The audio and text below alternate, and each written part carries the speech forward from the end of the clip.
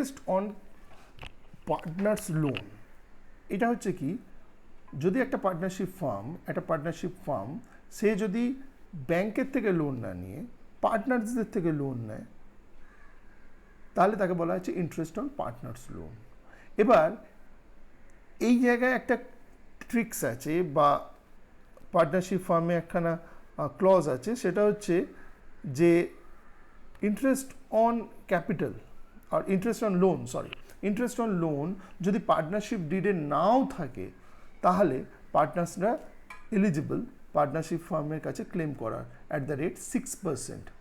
যদি কোনো tenure mention করা না থাকে, যে কবে লোনটা এসছে, যদি কোনো টেনিওর মেনশন না করা থাকে, তাহলে 6 মান্থের জন্য। ধরে নেওয়া যাক যে একজন পার্টনারশিপ ফার্মে, সে পার্টনারশিপ ফার্মে কিছু লোন দিয়েছে কত, 1 লাখ টাকা, আর কিছু বলা নেই, তাহলে আমরা করব কি, 1 লাখ, তার উপর 6% করে ইন্টারেস্ট দেবো ফর 6 মান্থ, তাহলে কত দাঁড়াচ্ছে, 3,000 টাকা।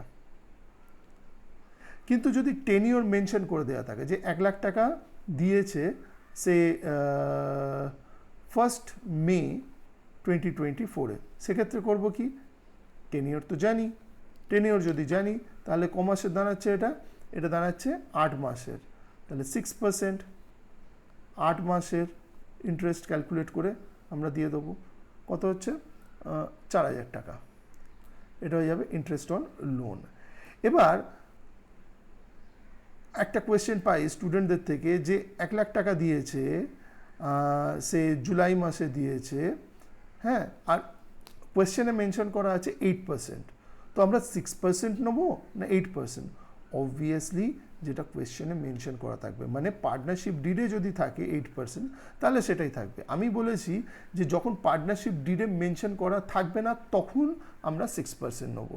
তাহলে এই ক্ষেত্রে কী হবে, 8% মাল্টিপ্লাইড বাই 6/12, তাহলে দাঁড়াচ্ছে 4,000 টাকা। 4,000 টাকা ইন্টারেস্ট অন ক্যাপিটাল হিসেবে, ইন্টারেস্ট অন লোন হিসাবে পিএল অ্যাপ্রোপ্রিয়েশনে এক্সপেন্স সাইডে দেখাবো। ঠিক আছে।